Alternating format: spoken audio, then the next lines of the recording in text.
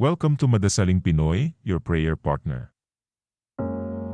Ngayon ang kapistahan ng pagdadalaga sa Palasyong Simbahan sa Laterano, Roma.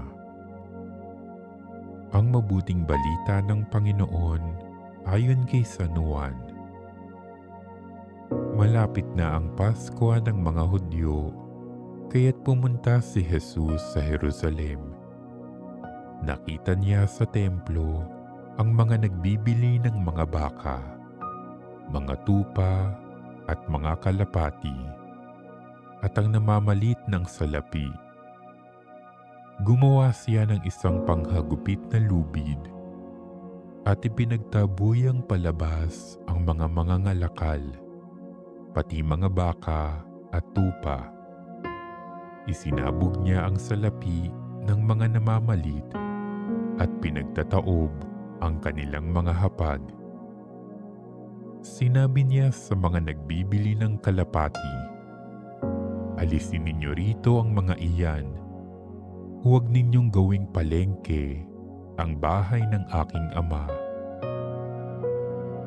Naaalaala ng kanyang mga alagad na sinasabi sa kasulatan, "Ang aking malasakit sa iyong bahay ay parang apoy na nag-aalab sa puso ko." Dahil dito'y tinanong siya ng mga Hudyo, "Anong tanda ang maibibigay mo upang patunayang may karapatan kang gawin ito?" Tumugon si Jesus, "Gibain ninyo ang templong ito at muli kong itatayo sa loob ng 3 araw." Sinabi ng mga Hudyo, 46 na taon na ginawa ang templong ito at itatayo mo sa loob lamang ng 3 araw.